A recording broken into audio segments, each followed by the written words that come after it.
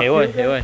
Ok Hon, cái bây giờ là hiện giờ là đang đứng trước cái mớ hàng Collita. Cái này là quay để mà ví dụ để mà giải thích cho em có một cái lỗi là cái lô hàng mà mình bên Mỹ gửi về bên Hiển Đạt để sửa xong rồi gửi ngược qua lại đó, thì có những cái đế cao su như thế này nè, thì anh Trung nói chỉ cần cầm vặn ra giật một cái ra là nguyên cái phần mà con ốc cái tăng đơ ở trong đó là nó đi ra luôn. Tức là mình không có gắn nó vô kỹ. Cái thứ nhất á, là anh sẽ gửi những vài tấm hình, cái đó bên này anh quay phim trễ họ sửa hết rồi, thì anh sẽ gửi hình cho em, thì nó sẽ hiện ra là trong những bức hình đó em sẽ thấy là xung quanh đây nè, khi mà mình khoan cái mũi khoan xuống đó, xung quanh cái viền nó bị mẻ, rồi bên mình không có đắp gel coat, không có sửa lại cái lỗ đó là vẫn quýnh cái con tán này vô. Rồi thứ nhất á, thì cái lớp này nó mỏng. Có cái thì cái lớp này nó quá mỏng đi, cái cục này vô thì nó không có giữ được, cho nên khi mà cầm kéo thì nó ra. Cái đồng thời là mình bị mẻ xung quanh này nè, mình không có trám lại, rồi cái nó mỏng quá, bên cái con tán này cái độ giữ của nó rất là mỏng chút xíu mình không có đắp sợi thêm bên trong để cho nó giữ cái con này lại đó. Cho nên những cái con ốc này khi mà khách hàng nhận được và họ tăng đơn cái này lên đó thì nó hơi bị yếu, nó văng con ốc cái ra, thì em cẩn thận cái đó là em phải làm kỹ cái đó, đắp sợi bên trong hoặc là trám cái treo khúc bên trong, giữ cái con ốc cái lại kỹ bên trong. Rồi bây giờ anh Trung, cái bồn nứt đâu anh Trung? Cái bồn này cũng là cái bồn mình gửi về để sửa hả?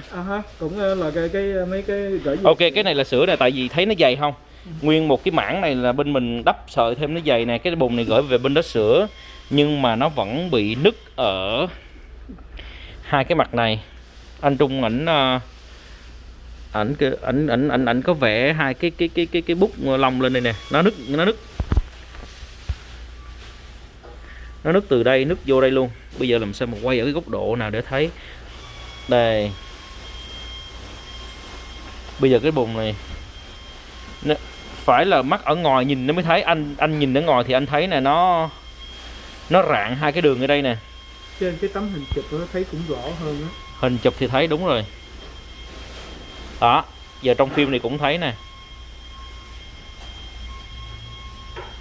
Tức là bên mình sửa nhưng mà vẫn còn để cái lớp rạn ra. Đây nè, nó nứt hết nè, thấy không? Nó rạn hết đây nè. Tức là sửa cái bồn này không có kỹ nè, nó bị cái vết lằn, rồi nó bị nguyên cái đường nứt. Anh rờ tay ngang qua thấy nó bị nứt thêm chứ không phải là cái đường cũ mình vá nữa. Đây là cái đường nứt mới nè, hai bên luôn đều như vậy luôn đó. Với một cái nữa, lúc mà khoan cái lỗ này á, ảnh có gì đó chét vô cố vô cho giữ cái anh muốn là ý là khi mà sản xuất sau này làm luôn á hả? Yeah. Đừng có để hỏng giống như vậy á hả? Hỏng như vậy lỏng dễ bị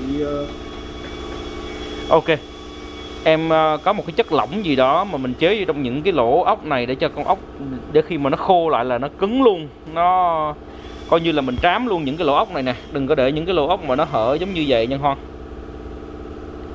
Ở trên quay xuống đó em thấy không? Ở trên thì quay xuống là nhìn xuống là nó hở hết, 4 con ốc này hở lỗ hết.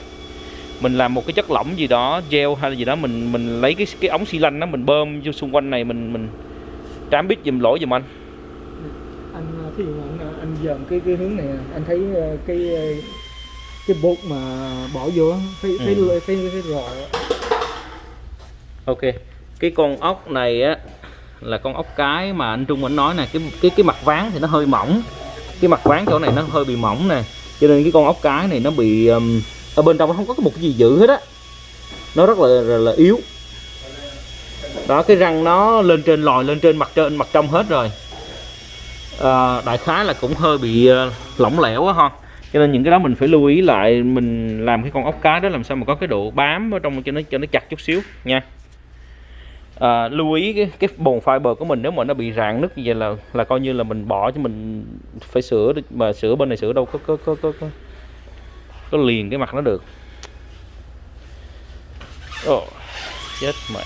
Bên đó trước khi đóng thùng nhớ kiểm tra cái độ trầy, độ xước, độ bóng dùm cho anh kỹ lại. Đây nè, là cái này là cái cũ nè, mình sửa rồi nè mà nó vẫn còn ấy nè, còn cái nước ở trong này là nước mới, còn cái nước này là nước cũ nè, mình sửa mà nó vẫn còn cái g nè. Đó là những cái anh Trung muốn nêu lên đó hả? Muốn bring up cái gì?